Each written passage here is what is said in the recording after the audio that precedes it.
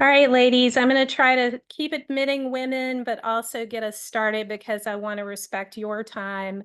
My name is Sandra Thompson, and I'm with the Junior League of Orange County, California, and I'm here with the Training Collaborative. And just briefly, if you're not familiar with what the Training Collaborative is, it started out of an effort for the Junior League of Orange County to find out if there's any way we can streamline training and keep our teams from getting burnt out.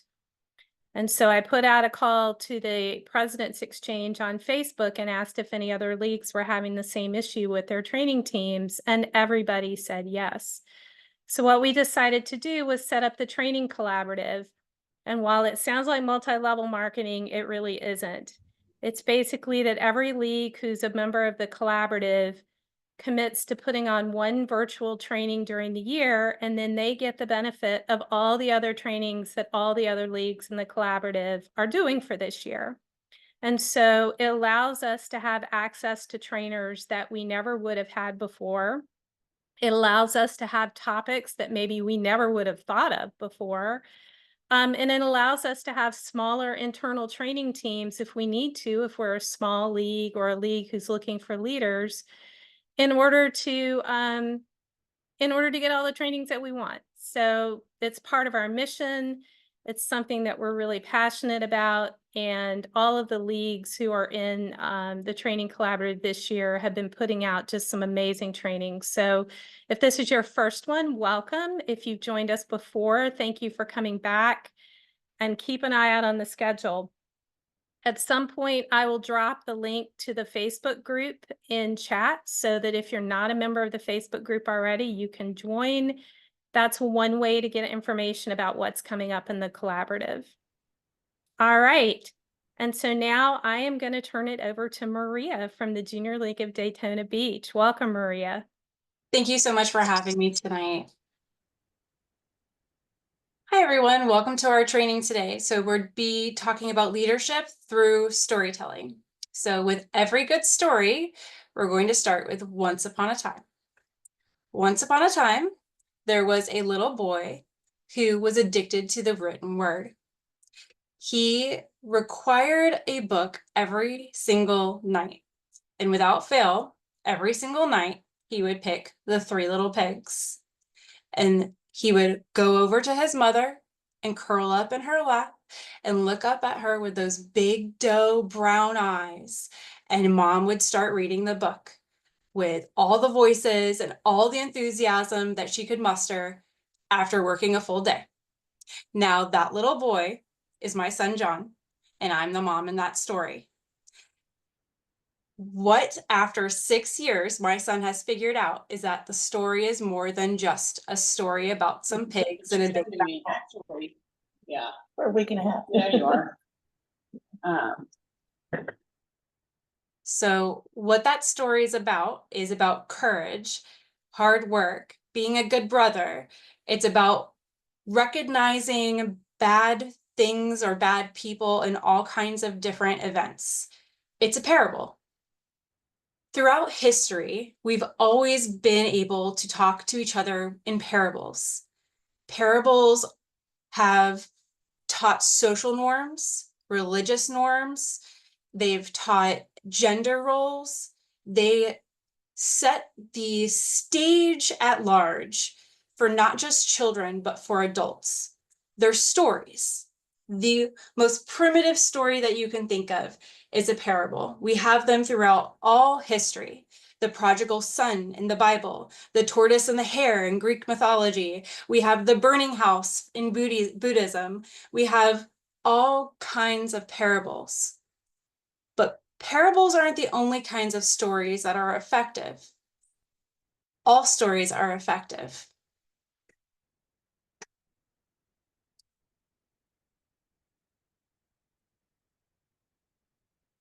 So here's our three little pigs. What is this? This is a story. This is one of the most primitive stories that we have that we're able to see today. Stories can be visual. This is a story about hunting, right? So in the south of France, they found a cave Millions of years later, we are able to see this story about hunters in a cave. It's a story. It's conveying something to you. It's passing along information.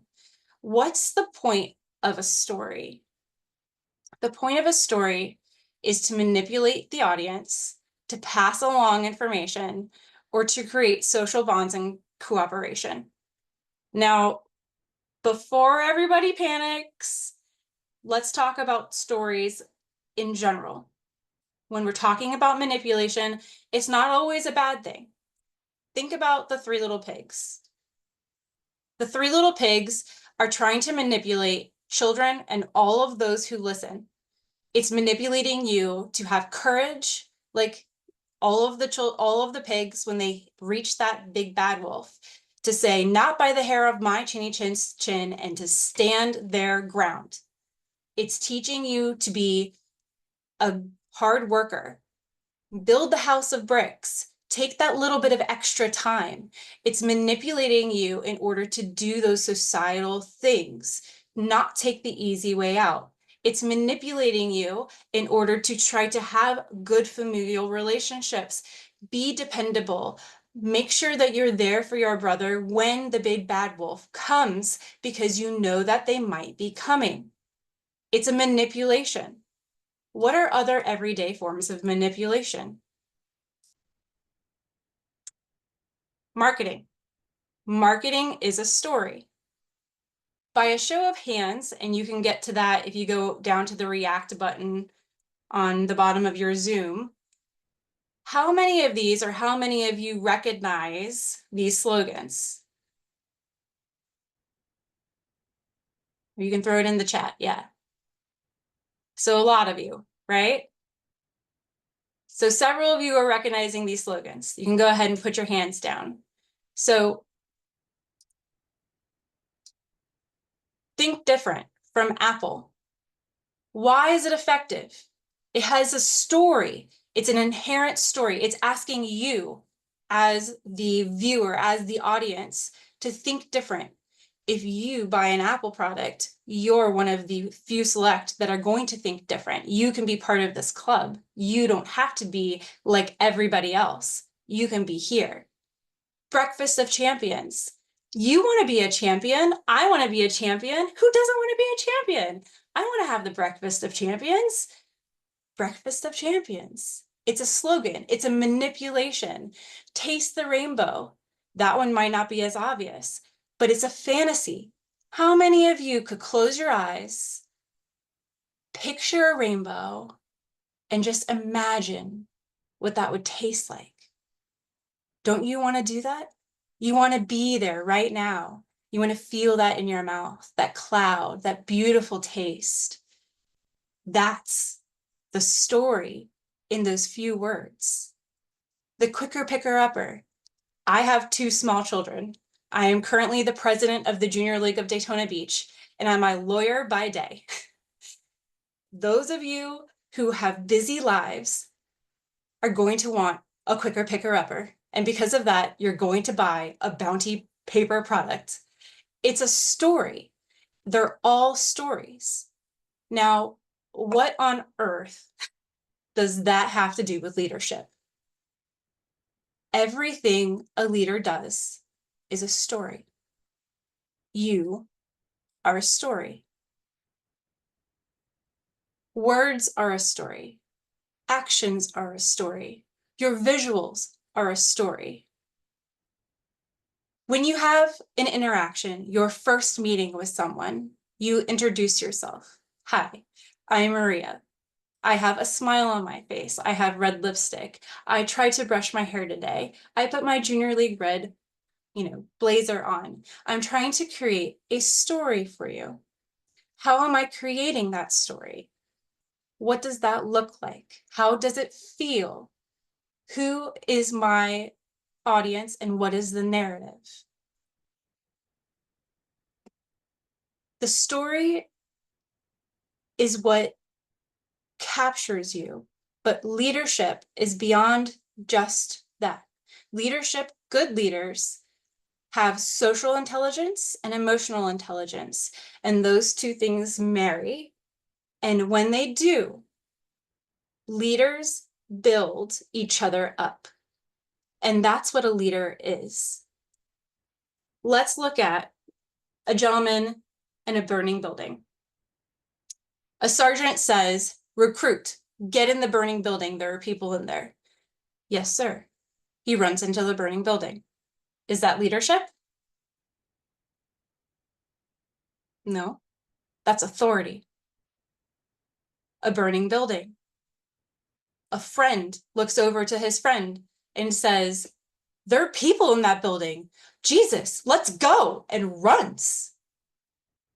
I'm following him. He's my friend. There are people in that building. I want to do the right thing because he wants to do the right thing because that's the right thing. He's a leader. That's a leader. It's not authority.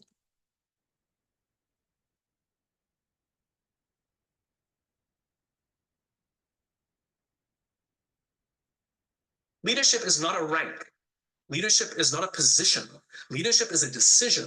Leadership is a choice. It has nothing to do with your position in the organization. If you decide to look after the person to the left of you and look after the person to the right of you, you have become a leader. You've seen the movie 300, right? The Spartans, the greatest fighting force of all time. You want to know one of the things that made the Spartans great? Wasn't their muscles.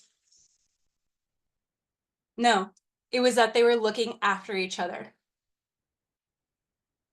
It wasn't their spears, it was their shields. They stood shield to shield, and the phalanx was strong because those shields were big. And they were told when they were young children, you either bring your shield home or you come home on your shield. The punishment for losing your shield was tremendous in battle. Because if you lost your shield, that means you cannot protect the person to the left of you and the person to the right of you, and you have destroyed the phalanx. It's the shield that matters, not the spear.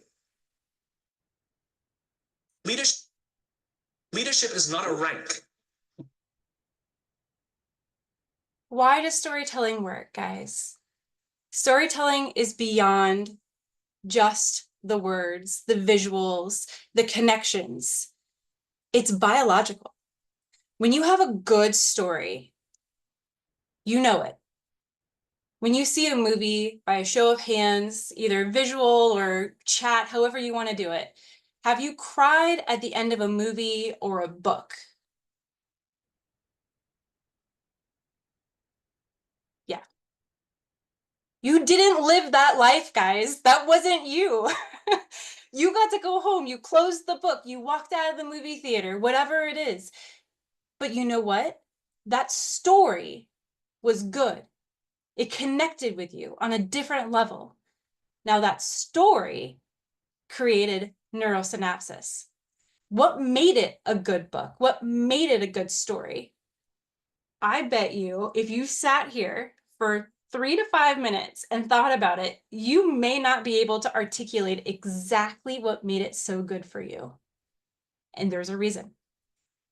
Your brain that is responsible for logic, the neurocortex, is different than what is responsible for your emotions, the limbic brain. Now, the limbic brain is what's going to say, hey, that was an emotionally charging moment, and I'm now sobbing because I felt that, like the emotional that character had, that story conveyed. And what happens is that when you have a leader who is leading, who is making those emotional and social connections, that's when we start having those same kind of, I know that's a good leader. I know I have that good feeling, but I can't articulate it. There's that biological reason. Now, when you're having stories that are good stories, when you have great leaders that may not be able to be articulated, what are some of the things that are happening in your brain, the physical brain? You have mirroring. So there's something called a mirroring neutron. And that mirroring neutron, the best example I can tell you or show you, if you're walking down the street, busy city, Boston, New York, somewhere like that, and you walk across and you see a stranger and you smile at them, how many times do they smile back? It's a mirroring neutron. There is a biological reason people smile back. Beyond just biology, it's also social and culturally normal, right?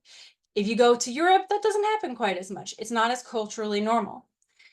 But in America, where we all live, have the pleasure of living, that is what we come to expect.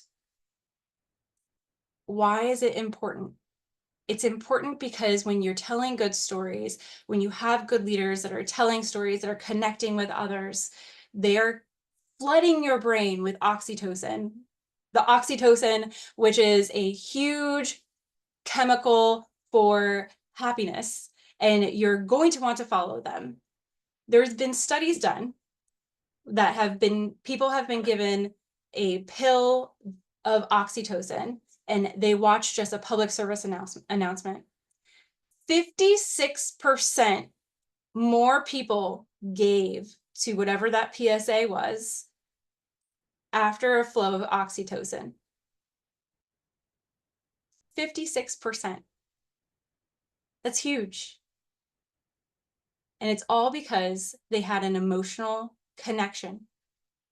Good leaders do the same thing. Good leaders connect to others. They flood your brain with oxytocin. You want to mirror them. You want to jump into the burning building. It's because they're telling you a story through their actions, through their words, through everything they do. Why is everything they do important? Their body matters. How they use their body matters. Their hands matter. Their posture matters. If I'm sitting here and I'm talking to you like this, I'm far away, I've got my arms crossed, nobody cares. I'm not open. My position's closed. I have no cares on what anyone wants to hear. If I'm here and I'm open and engaging, my eyes are watching you. I can see you. I'm reacting to you. And again, it's a little different, right? So if I was on a stage right now, I'd say, turn the house lights up, because I would like to see your faces. Because ultimately, when you have public speaking, when you're talking to people, when you're leading people, it looks in all different forms. When I'm talking to a jury, for example, I react to a jury and the jury reacts to me. It's because we're mirroring each other. You can feel it. When a human being is close to another human being, did you know that there is a connection? It's almost like when you have a metronome. And I don't know how many of you, like myself, are music nerds, but a metronome will keep the beat. And if you have multiple metronomes next to each other, they will eventually sync up. It's like all of our ladies that hang out together, and we all hang out too much and our cycles sync up. Why? It's because we are biological creatures. So while I love the convenience and how many people that we can all see on this Zoom format, it's not the same as being in person. If we were in person, I'd be able to see you nodding your head or feel the energy of the room. And when you feel the energy and I can give that back to you, that's what creates part of the story. And that's what leaders do. But you have to think and harken back. Stories are all sizes. It's not just big presentations. It could be micro interactions. When you meet someone, how you speak to someone who is your new friend, maybe someone in the community who wants to maybe think about being a partner, someone who you're just meeting that you're just telling them what the league does. Maybe that person has deep pockets and you don't know it. How are you leading just by telling your story?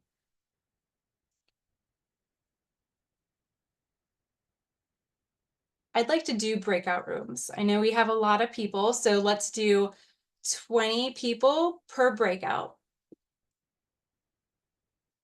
and I know usually people leave, please don't leave. If we could, I'd like it if we all at least introduced ourselves and thought what your story is. So example, I'll go first. I'm Maria. I have 2 children. I do law by day. I do the junior league by night and all other times. And my passion is to try to give back in any way I can. So that's my story. It's pretty short and pretty sweet. Everybody has a story. What's your story? How do you want to tell your story? That's kind of where I want to start. And then I'd like to come back and kind of share a little bit and then maybe move on from there.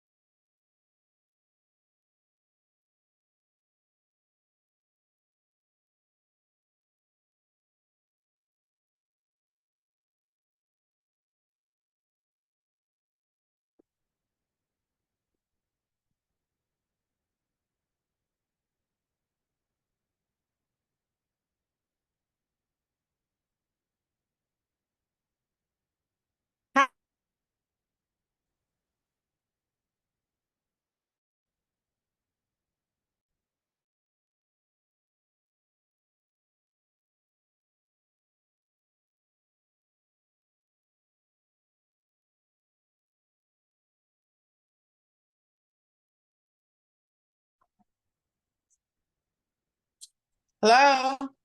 Hi. Hi, I'm sorry. I just disconnected from my car and been having connection issues. How are you? I'm doing well. Welcome to the chat.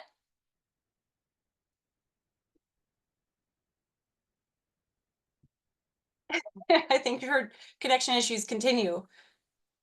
So thank you all for staying on. I know a lot of us drop off when we go into breakout rooms.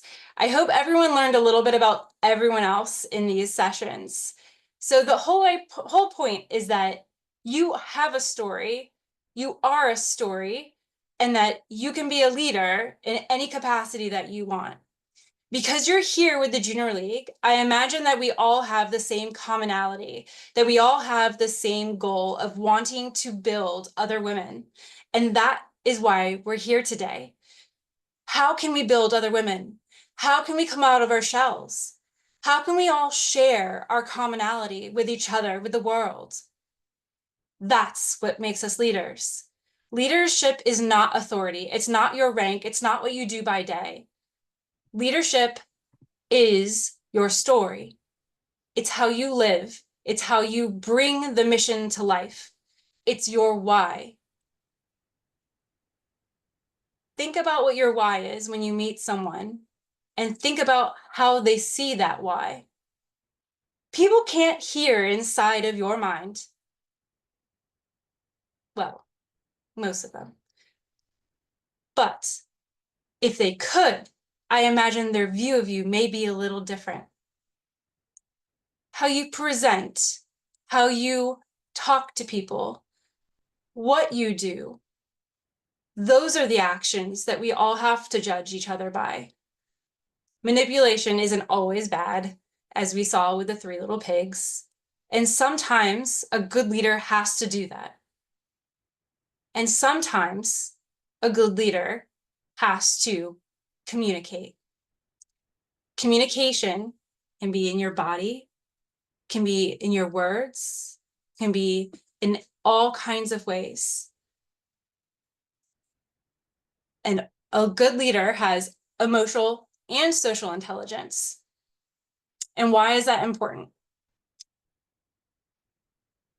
If you are in a boardroom, as a lot of you may be, or in a group committee room, and you're talking with your friends or your new women that you are meeting for the first time, and there's a disagreement, and the disagreement starts turning into a pretty heated disagreement, think about how that story comes to life. Take a moment and just think about how many of us have been in one of those situations. I know sometimes in our league, we have what's called the Sweetheart Ball, and we have other big events. And sometimes we have ideas that may not be common for others. And sometimes people get pretty heated and passionate about their own ideas.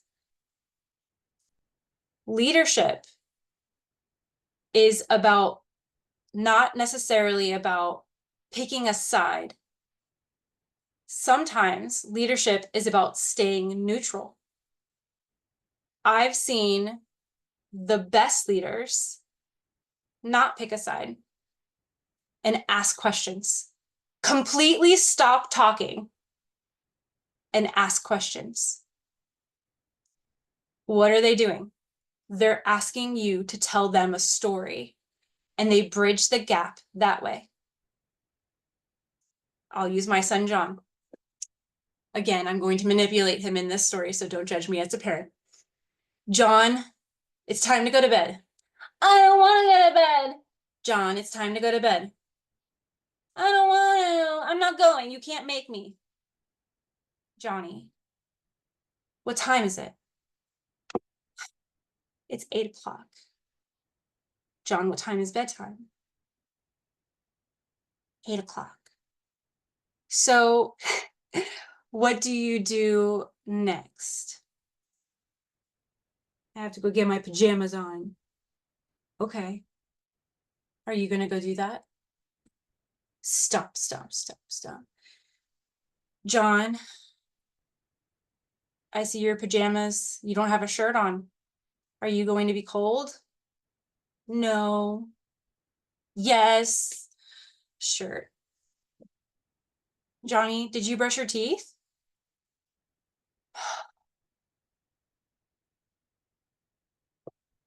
All right, John, did you go to the bathroom? Yeah. Can I get a mommy train? Mommy train is when I pick him up and then go put him in bed so we can read our book. He just put himself to bed. I didn't tell him a single thing to do after he gave me, you know, his little whiny self that I saw someone else thought that it sounded like them when they were tired. So actually I get crankier, but that is what I've seen good leaders do. They make someone else tell them a story, and it's how they help direct and manipulate and create connection with someone else. It's not necessarily requiring them to tell them, divulge things, make them uncomfortable. They're asking them to think. Tell me why. Tell me your story so that I can connect with you. Because that's what leadership is. Leadership's not about you. Leadership's about them. That's what leadership is. And when you're helping them, you're helping you. If you're in a position of leadership, sometimes you'll be asked to public speak. When you're public speaking, you may be asked to speak on a certain topic. Now, sometimes those topics are given to you and sometimes they're not. No matter what, share a story that embodies your genuine passion, weaving unforgettable metaphors and compelling moments that might leave a lasting impact, all with some humility and humor. That's essentially what Talk Like TED says in its entirety in a paragraph. For anyone who's ever watched a Talk Like TED episode or a TED episode of any kind, you see passionate, amazing stories that make you feel energetic and want to go do something, because energy is exciting and then the charisma is inspiring and you want to get out there and you want to go do it. But that's not always what public speaking is, right? Sometimes public speaking is to your general membership meeting. You can also make it like that, but it's not necessarily all about you. Sometimes you have to lead by putting others in the spotlight. And like a good leader, you should feel excited when those you're leading are doing great work. And why?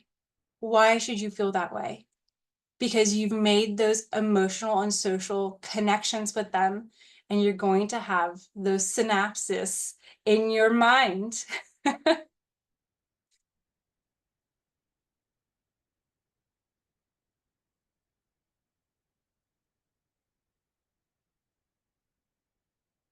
Public speaking is probably one of the scariest things behind dying for a lot of people.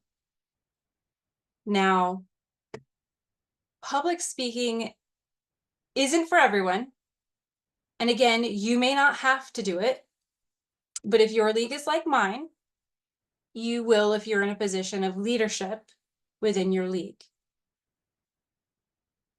That's where you can remember, I tell stories every day, and you can know you're pretty darn good at it. You're good at it when you get up in the morning and you meet someone. You're good at it when you drive to work and you sing along with the radio. You see stories all the time. You can do it because you can just break it down into a story for everything. Good stories always have a beginning, middle, and an end. Start your story, get your hook, build your tension and have a resolution. Now, what that resolution is really up to you.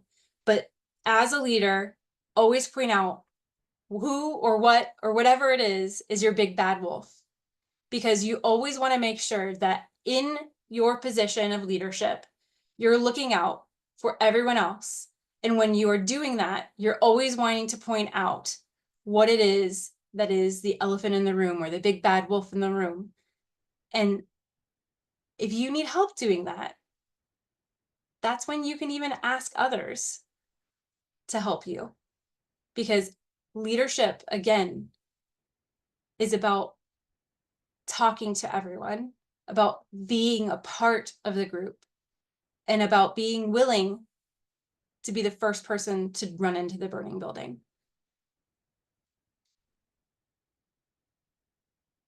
I have a lot of space here for questions. I wanted to go ahead and cite my sources because that's the lawyer in me. So I'm going to go ahead and put my personal information up here. I'm always available for any kind of conversation. If you want to discuss anything about storytelling, about leadership, about my kids, I'm happy to do so. The Junior League has given me so much throughout my years. This is my 8th year in our league. When I first started in our league, I was very shy. And even though I was a prosecutor, I didn't want anyone to know much about me on a personal level, and I didn't share my story with anyone. This past year, I shared my story about domestic violence at our new member meeting, and I shared my personal stories about motherhood here with y'all. And just like Brene Brown brings out in Dare to Lead, sometimes you have to share and be vulnerable to be a good leader. Our motto at the Junior League of Daytona this year is to be uncomfortable. And I can tell you without a shadow of a doubt, I have been uncomfortable this year. And I know that a lot of our members have been uncomfortable this year, but you don't grow without being uncomfortable. And as a leader, you are going to be asked to be your authentic self, and that will make you uncomfortable. I see a hand. Chloe, you had a question? Yes, hi, this is Chloe of Fort Worth, and I was just going to ask what your most impactful story is to you, like what you think a story that shaped you the most. My most impactful story is probably my story of how I grew up. I grew up very poor. My mother was a single mom. My father passed away in a car accident when I was very young, but only after he was very domestically abusive to my mother. And we watched him go to jail for attempted murder and for sexually abusing my little sister. And after that occurred, I had very big walls up, and I didn't trust anyone. I refused to be vulnerable, and I went through life looking for replacements. When my mom got very ill, and I went to school to figure out what to do, and I didn't know what to do, and I graduated undergrad at 21, and I figured might as well go to law school. It's close to home. And I did. And at that time, I was with someone who was very abusive. And I didn't realize how abusive they were until he looked at me one day and he said, "I'm sorry, I didn't hear you. I was daydreaming about shooting you and myself after." And that's the moment that I realized I'm going to die. And I graduated law school and I broke up with him, and I finished my last semester by commuting back and forth because we had lived together for so long. And I joined the league as soon as I moved back home. So I didn't trust anyone. I was a prosecutor here in the same area, and I didn't have any real friends. I had met my husband, my soon-to-be husband, but he was just a friend. I kept everyone at arm's length, and I tried to join the league back then, and I actually left. I was part of the provisional class, and I left. I couldn't join. I was not ready to be around women, to be vulnerable, to share my story. And when I finally healed a little and realized that I was worth being in a room, I went back to the league, who had accepted me with open arms, and I was still pretty broken. And it was through the help of people in our league, like Amy Story and Leslie Castillo and other women, who helped me see the value in myself, that I found myself again. And to me, that is why I have chosen the uncomfortable. I've grown personally, I've grown professionally, and I think my background is what has helped me and be a better storyteller.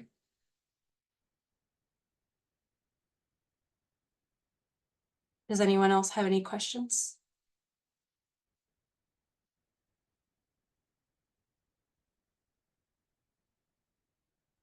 No questions, ladies? Happy to share.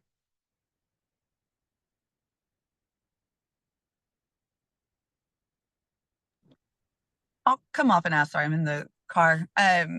You're fine.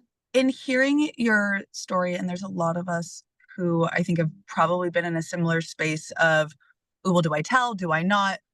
What is an appropriate space to tell?" For example, I am an advisor for my sorority. I've been out for 20 years, where you really do feel old in those moments, but you also realize like you're not old as well. And trying to figure out where you find that balance, because you do have the stories. Mine, for example, is I was in a horrific car accident in Asia, and it was sorority sisters who I had met having to live abroad that were there at the hospital for me. So I want to share, it's more than the 4 years in college, it is beyond. But understanding when to share like those stories that are the big heavy, that really pull on people's understanding because of that, right? The difference between the logic and the limbic. How have you found in navigating that, depending on audience or closeness to that audience? It's about empathy. So I find that, for example, none of you would have known that about me had the question not been asked, right? But I was able to draw from the experience to make it a little more sanitized, a little less personal about me, so maybe you can apply it to your own life. That being said, it's appropriate to share aspects if you think it's appropriate and you feel safe in the space. And what I mean by that is, if, for example, I was in a room of women who didn't believe that domestic violence happened, or that people keep things within the home, something like that, right? And those are real true views as that I have heard. I live in Daytona Beach, Florida. Okay. So that is something that I would not share amongst those women, right? In the event I had a sister who was going through something along the same lines or something a little different, I'm not listening to share my story. I'm listening to be there for them as an ear. And if they need to know that they're not alone, that's when I share my story, right? Or if I'm telling them advice for something, I will explain, this is how I did it when I went through that. Is that helpful? Yes, it is very much so. Thank you. I appreciate that, because it's one of those elements where I looked at it and I said, well, that's fantastic to hear your story, and I do appreciate it. And I'm sure some people would go, oh, well, I can't tell a story because it is about this, or this topic.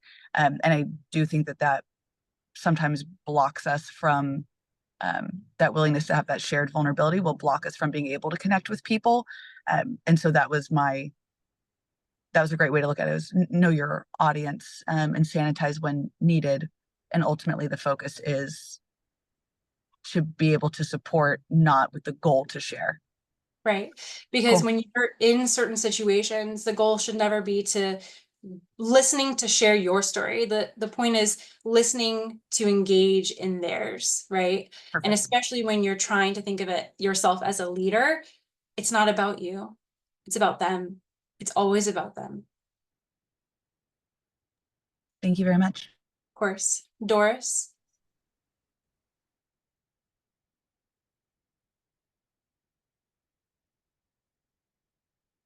I can't hear you, love.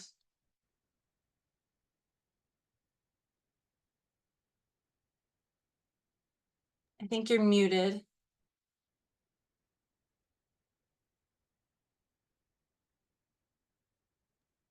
I have a question while we wait for Doris. My name's Jennifer. I'm from the Junior League of Greater Orlando. You're a wonderful storyteller, by the way. What are some ways, and I guess I'm wondering, like, how do I get better at storytelling? Obviously, I know the more I do it, the better I become. I'm in sales, so I'm talking a lot, and I want to, make sure I capture the audience when I'm talking and I'm saying meaningful things. What are some tools and resources that you've utilized to help get better? So I was a really crappy storyteller at first. Well, you're amazing. So I would say, and this is going to sound really cheesy, do it in the mirror and record yourself. It's super uncomfortable. And I know I personally really don't like the way I sound or the way I look on camera, but it's really important because there are things that you will catch, like ums or uhs, that some people do that you won't know that you're doing unless you have recorded it and seen it. And the same thing with little visual tics, right? So you can't see it. But I, as a prosecutor, was in front of a jury. I've done over 60 jury trials, and I can tell you that over the years, I have perfected all the little tics that I had in the beginning. Those are the kinds of things that are intangible that if you don't record yourself or look at yourself in a mirror, you can't do. The content of a story, I think, when you start, you always want to start with a good hook, right? You always want to start with a, ooh, because if you can't sell yourself, your story, whatever it is, within the first 30 seconds, you're done. After that, you can kind of lean back a little and step away, get a little more technical, but then you need to start building your tension again. And however the tension may be, right? It could be internal, it could be external, it could be the bad guy, whatever the story is. And if you're in sales, maybe it's a, hey, I have X, Y, and Z, but this is how I might get better and better and better, and then go from there. The other things that you can think of are cadence, right? If I'm conveying strong passion and emotion, I'm going to talk faster. I'm going to be more crisp with my words. Those are the kinds of things that happen, right? I might even get louder and more in your face. If I'm trying to convey timidity or shyness, then I'm going to be a little softer, a little bit quieter and a little slower with my cadence, right? Those are the kinds of things that matter when you're telling a story. And again, stories are in all different kinds of ways. Think of your voice as an instrument and you're playing a musical song, right? You just happen to add the lyrics, but your voice tells a story just as much as your words do. I hope that helps. Very helpful. Thank you so much. Of course. Doris, did we get you figured out? No? You want to put your question in the chat? I'll put it in the chat. Oh, I can hear you. You can hear me now? Yes. Okay, great. Hi, Maria. This has been awesome. And there have been so many books and podcasts on how to be a great storyteller. So, in your opinion, you've heard lots of stories. What makes someone really good at storytelling? So, in my opinion, I think it's about emotion. Okay. I think if you have a story with no soul, you have no story. So, I believe in Talk Like TED, they say stories are just data with a soul. And I think that is probably one of my favorite quotes of all time, because stories are in fact just data with a soul. And I think you have to put a soul to any story that you're telling, whether it be a long story or a short story. And it goes back to think of the slogans, right? All of those things have some kind of emotional charge because they make you want to be whatever that emotional charge is. It's a short story, but it has really strong emotional pulls. Wow. Thank you. Yeah. It's good. Candice, of course. Thank you. This has been a good refresher and enlightening. And I just wanted to say that like I I agree with everything you're saying, and I find myself with telling stories, you have to know your audience for sure and be seasoned enough. And I also know that when you share your life, you reach a life. When you share your heart, you reach a heart. And that's what we're trying to do. When you're telling your stories. So I think vulnerability is key to a certain level that you're comfortable, to a certain level that your audience is comfortable, and that they can relate to what you're saying. Everybody likes to see that is me or that was me or, whatever that may be. But that's just something I wanted to share is like when you share your heart, you'll reach a heart. And when you share your life, you'll reach a life. But be vulnerable about it. I love that. That's what leadership is. Thank you for sharing.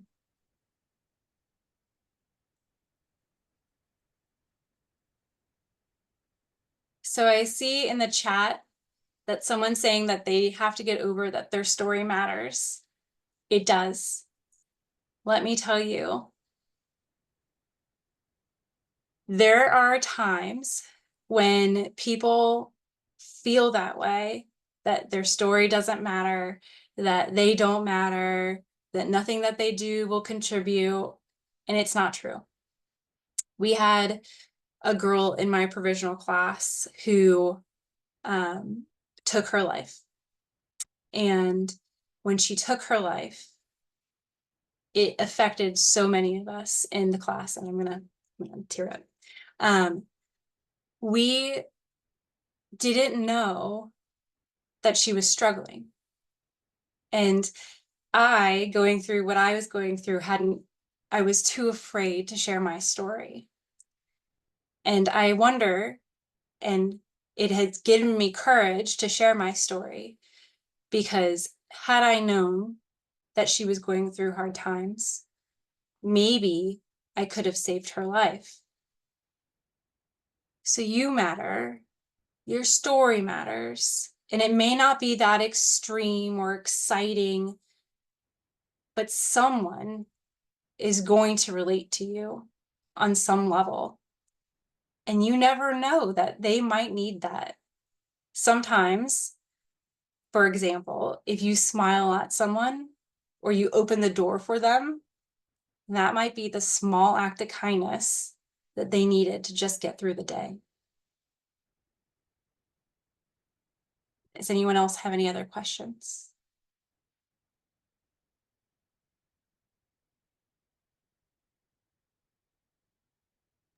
No other questions? Have you written the book? Or are you considering writing a book? I have not. No. I don't know if I know how to start a book. I'm open to learning how to do that if anyone wants to teach me. Just start writing. That's all you have to do. Just put your story down on paper. I will consider it. Andriana? Thank you so much for sharing and just, I would say, reminding us to be kind, authentic, and vulnerable. Often I feel that in certain spaces, it's very hard because for whatever reason, when you talk about leadership, some people feel that it's about being competitive and being manipulating, but sometimes I think it's important to show a different way of leadership, and especially in certain contexts. And so being open in an appropriate manner is so important. So I really needed that nugget. And I thank you for that. And I think that's a little gem that I'm gonna take away today. Thank you for sharing. Look, there are different styles of leadership. There are so many different styles of leadership, but in my opinion, and from all the books I've read, because I obviously like to read, the best leaders are open and vulnerable.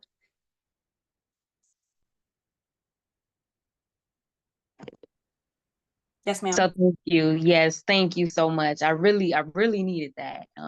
Especially when you talk about certain spaces, and I think sometimes people try to dim your light. So Leadership connecting in a different way.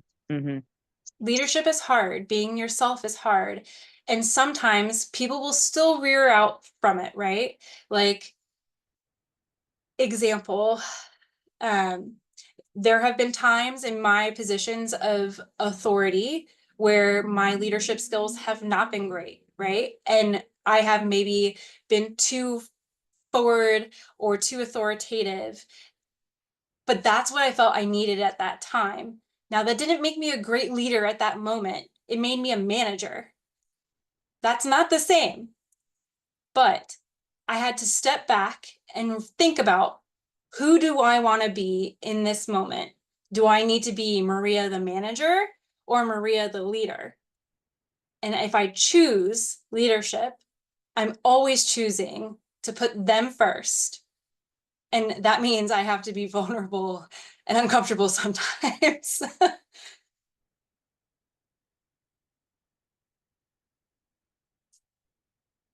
Any other questions? I think, Doris, you had one more, and I think we're just about out of time. Yeah. Well, we're out of time. I can hold it. It's not a problem. All right. Thank you, everybody. Thank you, Maria. You're going to get an email with a very, very brief survey, probably tomorrow, and a copy of the recording. So if you can fill out the survey, it will really help us plan future trainings, and I really appreciate it. And thank you so much. Thank you, everyone.